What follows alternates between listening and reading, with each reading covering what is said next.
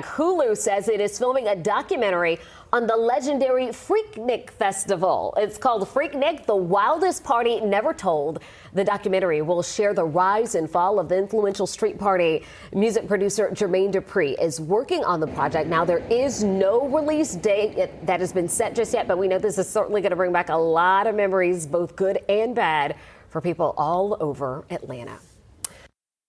Did y'all see Hulu is about to release a documentary about 94 Freaknik? Yes. 1994 Freaknik. Yes. They are about to release a documentary. I've been to several Freakniks. 94 was one that I attended. So I'm just praying that Jesus be a fence. I'm praying that Jesus just be a big, tall privacy fence. That's my prayer. You know, I will say this, though. Like, when they would bring out those video cameras and start recording, I immediately removed myself from the that situation. I never, ever was okay with being recorded.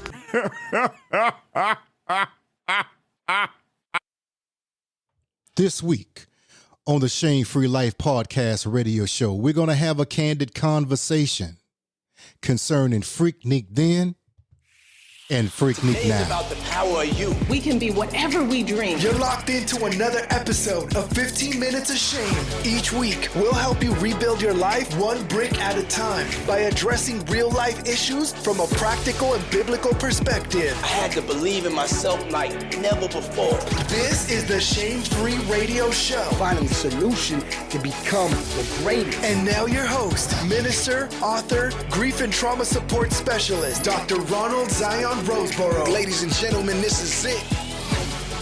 Good morning, good afternoon, good evening, good night, wherever you are from coast to coast and from around the globe. You are locked inside of another installment, live and direct from the Shame Free Life podcast radio show.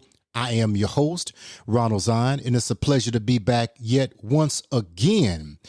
And as you already know, what we're going to talk about, and we're going to talk about it, and there will be no crickets allowed. But first, we're going to take 2 commercial breaks, pay for this show, and then we'll be right back concerning Freaknik then and now. Have you considered continuing your education? Or do you find yourself like so many, sidetracked by life, fear, or maybe even excuses? Well, I've come to tell you that there is absolutely no perfect time than right now. Time is ticking away. So get your degree today. Rehoboth International Bible College is an accredited university designed to meet your higher biblical education needs. Simply go to RehobothInternationalBibleCollege.com or call 866-235-0812 extension 0. You are an investment, so it is past time for you to reap the dividends. Rehoboth International Bible College. Have you ever felt alone and life is out of control? Perhaps like a sailboat at sea in the midst of a tsunami. Well, you're not alone. Here at the Shame Free Life, LLC, we offer services in trauma recovery, crisis intervention, and empowerment coaching. We operate in integrity, confidentiality, empathy with coaching ethics. Contact us at theshamefreelife.com or email us at contact@theshamefreelife.com. You may not be responsible for your injury, but you are responsible for your healing. Let us help you rebuild your life one brick at a time, because your life begins when you say so.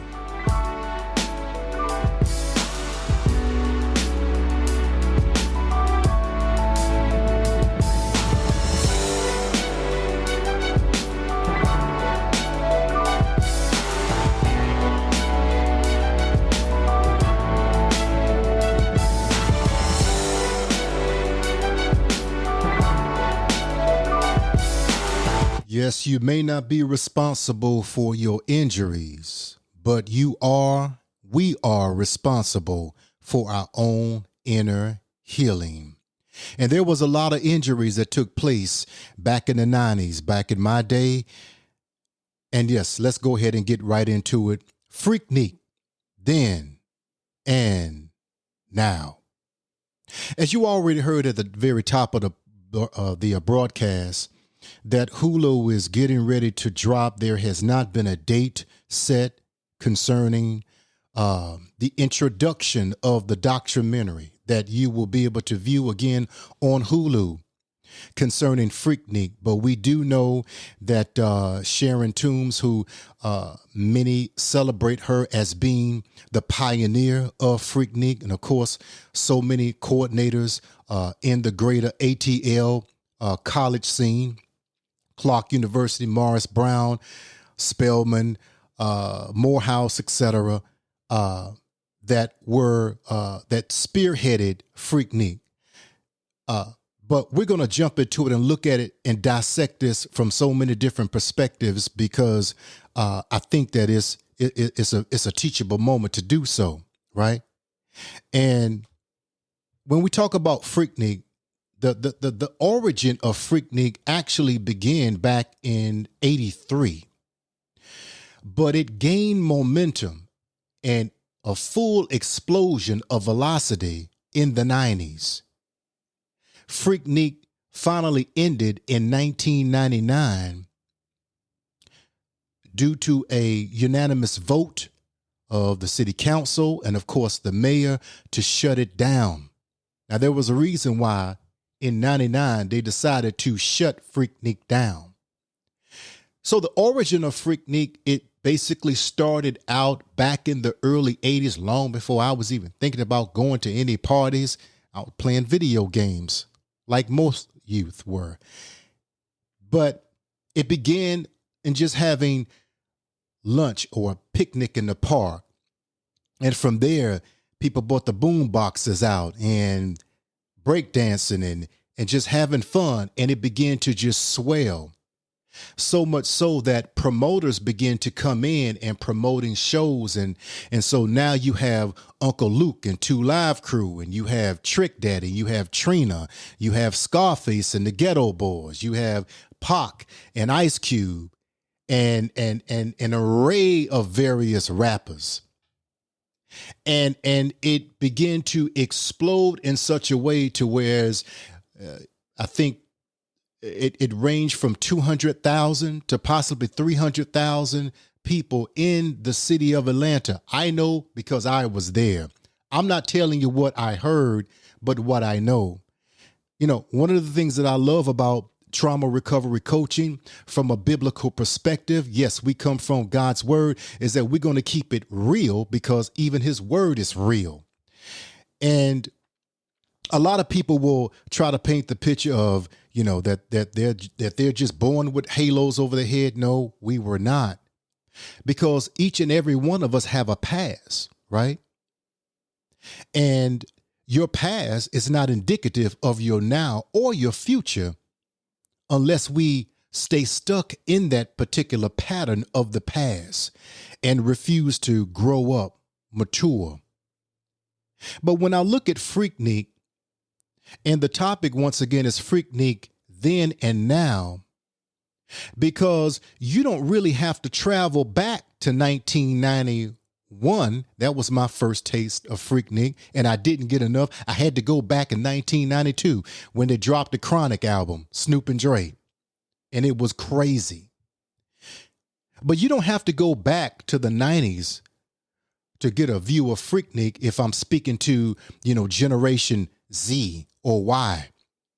Because if you're 45 and up, you already know about Freaknik. But if you're under 45, then you have no clue of this concept.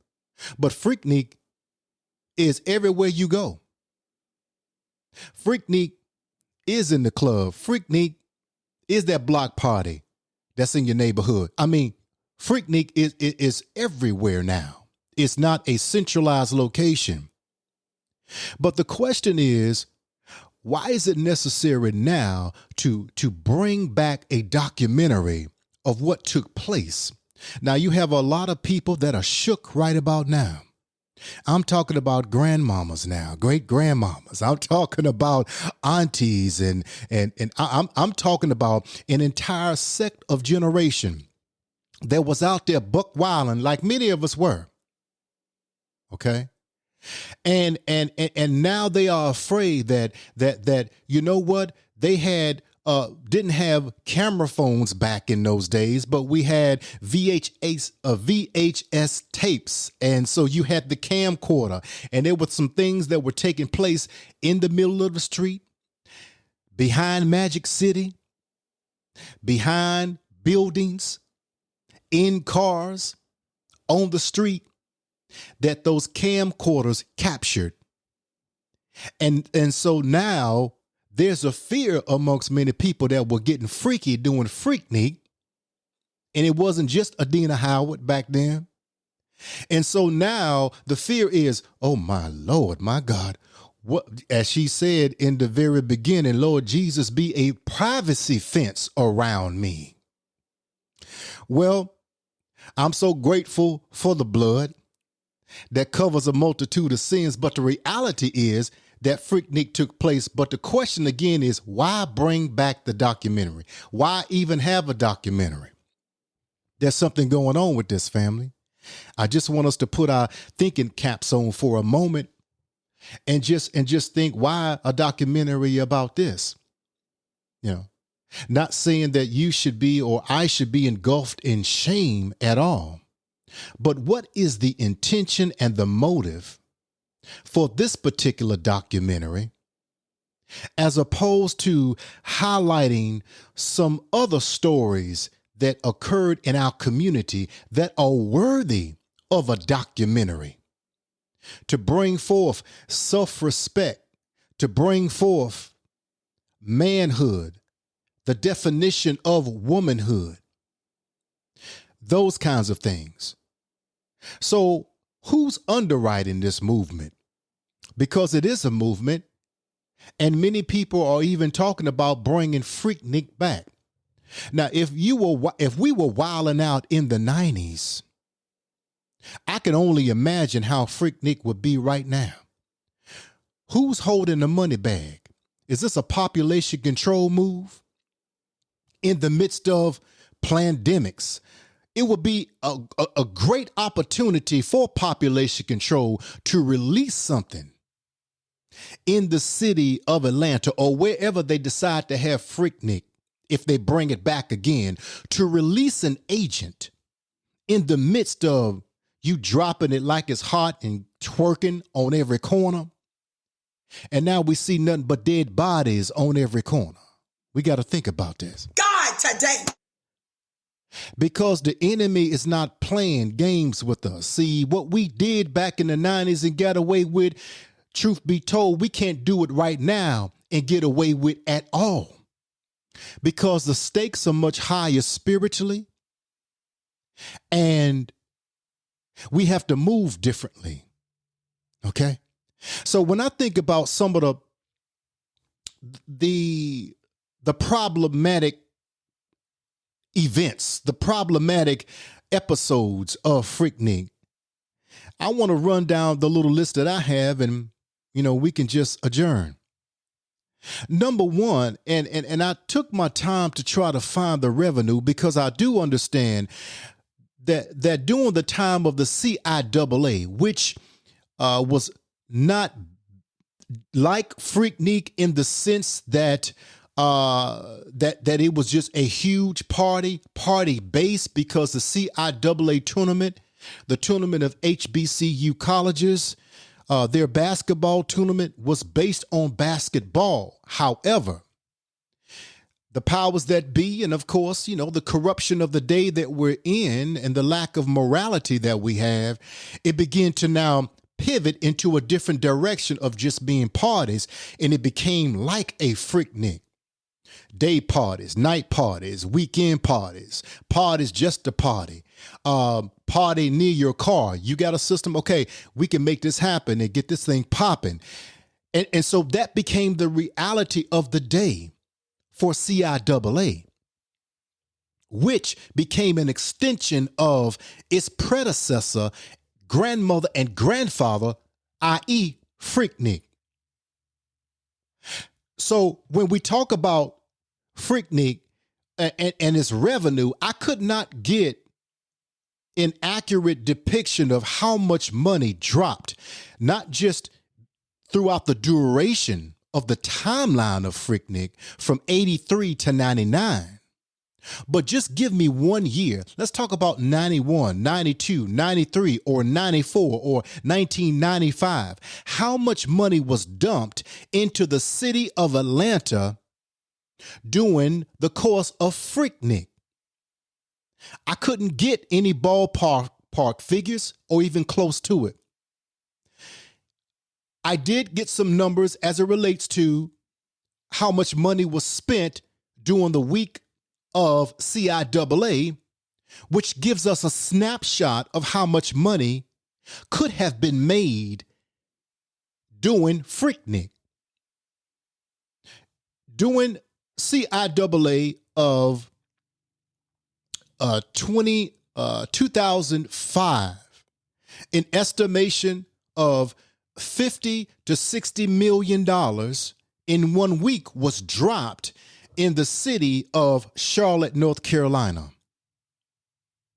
Between that Wednesday when everybody began to arrive in that city until that Sunday, we're talking about monies being spent in eateries and restaurants, of course, hotels and accommodations, airports. We're talking about parties, day parties. We're talking about alcohol, definitely that. Malls, shopping, monies that was dumped into the economy of Charlotte, North Carolina, and many black folk walked away with nothing but a good feeling and a great memory with empty pockets. God, today. And so if that's nothing more than a snapshot of Freaknik, I shudder to think how much revenue was made during the timeline or in just 1 year of Freaknik. So it shows me that, yes, I do understand that when it comes to the economy of us in America, as far as black folk, that the annual median household of black people at best is $10,000. The median annual income of white families is over $100,000. Yet we still find the time and we still pull our pennies together to dump $50 to $60 million in an economy just to party. So, number one, it's problematic, Freaknik, not just then, but talking about now, of how much money that we spend and we have absolutely nothing to show for it. Yet we are some of the main complainers as it relates to what we don't have and how much we should make an hour. And I understand the statistics that point to that. If we're talking about institutionalized and systematic racism from an economic place or platform to keep us marginalized. But how much of that, which is a reality, are we playing into ourselves? God, today. By the foolishness and the buffoonery that we are a part of, that we have nothing of substantial value to call our own. Isn't it off base for us to continue to embellish an economy that we're truly not benefiting from, as opposed to building our own economy? Something that we can do. It was proven in Rosewood. It was proven in Black Wall Street in Tulsa, Oklahoma, and also Little Black Wall Street in Durham, North Carolina, and all over the United States, that we are capable. Those who were created in the very image of the Most High God, Yahweh himself, we are quite capable of stewarding our finances in such a way to impact not just ourselves, but generations to come. God, today. If we choose to. Number two, that is problematic as it relates to Freaknik. Then and now. I wonder in this documentary, it's gonna be wild because that's what it was. I mean, I witnessed, people having sex in the street, having sex in the trunk. I mean, just straight up savage, barbaric type of behavior. And most of us, if we can truly keep it real, there were so many people that went to Freaknik because, hey, listen, maybe you were sheltered by your mother or your father and or grandmother, and so this was a time for you to kind of get away and to sow your wild oats, so to get away, girl, and just see what other party girls are up to, but you're really not about that life. That really ain't in your DNA.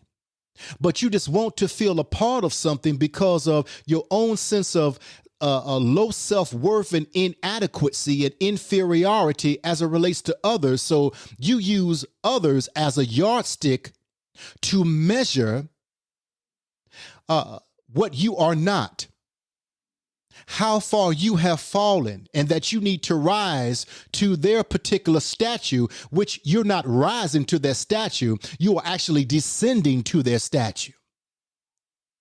But many of us just wanted to be a part of something because of rejection and wanted to be accepted. But I wonder, in the midst of the parties and the rap shows and all the drinking and smoking and getting high and just wilding out from partner to partner to partner, are they going to document the STDs that went down? God, today. Are they going to document the various STDs? You left home clean, arrived in Hotlanta, blazing hot. God, today. When you left. Tail is on fire. And I wonder, are they going to talk about that? I wonder if they're going to talk about the AIDS that popped off during the HIV epidemic that's still an epidemic. I wonder, are they going to pinpoint those statistics and begin to dial in on the reality of the rise of HIV cases, those who died from AIDS, though they got their Freaknik on in ATL. Number three, that's problematic, assaults. How about the assaults that took place? I'm talking about fights because you stepped on my Jordans, you stepped on my J's, you got a problem with me. Hey, I'm Blood, I'm Crip, I'm this, I'm that. How about the sexual assaults that took place? I wonder, are they going to document those realities that many young girls, girls really, young ladies left a virgin, came back. You're no longer a virgin because your virginity, you didn't give it away. It was taken from you. I wonder, will they document those realities? That's real.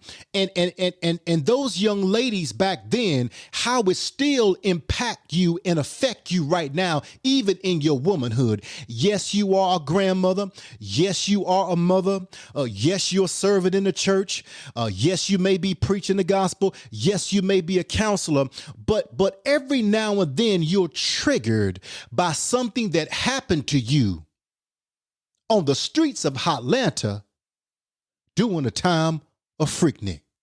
So it's going to be a documentary that's going to be very interesting, because while some are, kind of shook that this documentary coming out, hey, listen, will my face be on there?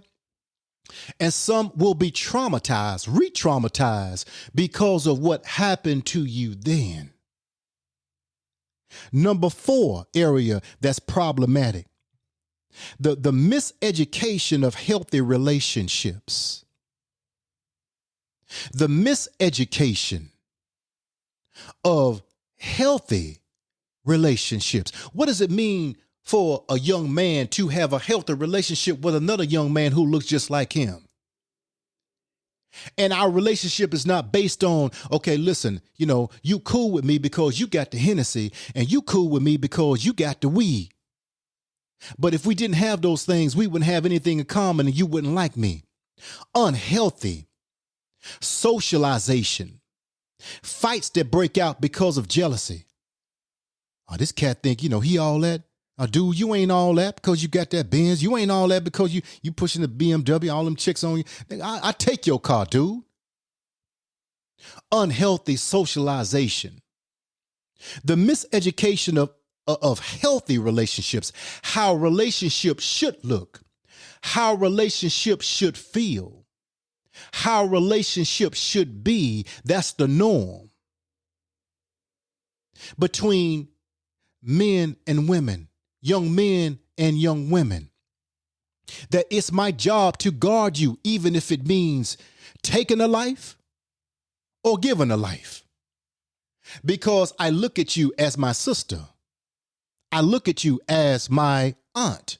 I look at you as my mom. I look at you as my cousin. Even though we're not related by blood, but I want you to know I got your back with no strings attached. Healthy relationships. But oftentimes we come from environments that are unhealthy themselves. God, today. We come out of environments that doesn't give us or don't give us the autonomy of self-discovery.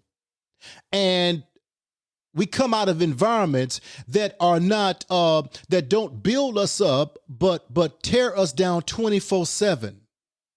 So you're torn down emotionally and psychologically. You're told and you're shown every single day how worthless you really are. So giving up your body and giving up your goods, giving up the very sanctuary of your womb, or giving up your manhood during the time of Freaknik ain't no big thing, because I don't care about myself anyway. So the miseducation of what a healthy relationship should look like is problematic. Number 5, sowing bad seeds. I mean, we talk about dropping this documentary, okay, of Freaknik. We've sown a lot of bad seeds. Now, listen, everybody has a past. You listening to me right now, you have a past. So this is not a time to try to judge somebody, because no one can judge anyone. There's only one judge, and that is the Most High God. And he has a plan and purpose for everyone under the sun that will embrace that reality. But here's a reality. A lot of bad seeds were sown. So oftentimes we look at how bad things are, and they are bad, and they are going to get worse. I wish I had a nice, cute little Bible story to tell you, but yes, it's going to get worse because we are in the last days of spiritual warfare. However, those who understand the covering and the power of God, you're going to be fine. You're going to thrive. Even in the midst of darkness, there is light for you, because you are connected to the light source, which is the Most High God himself. But the reality of bad seeds is reality. So to have Freaknik then and talking about bringing now Freaknik back again is insanity. Insanity doing this time a Lil Nas X. Insanity this time concerning, just rappers are just out of their mind and that promote a death culture of drill music. They don't know who they are. They have no sense of identity. They don't understand why they are on this planet, which points to their destiny. They have no moral compass or spiritual navigation, which denotes how to get to your destiny on time. Why? Because many of us, and me sitting right here in the Shame Free Life studio, I can say that I was one of the ones that continued to sow bad seeds back then. Because when you look at the baby, when you look at Lil Nas X, when you look at Uzi Vert, when you look at, NBA Youngboy, et cetera, these are the great grandchildren of the Hot Boys, Juvenile, the Lil Wayne. These are now, they are now the children of my generation. Snoop, Dre, Boss, Ja Rule, DMX, all of these rappers, 50 Cent.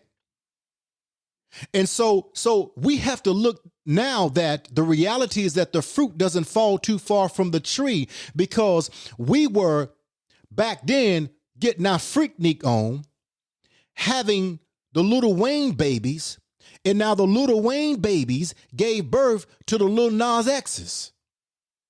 And so this is where we are when we're talking about sowing bad seeds. So the next time that we look at the generation, and this generation going to hell, this generation, man, I mean, they just out of their mind. I don't even want to be around them. Well, I don't know why.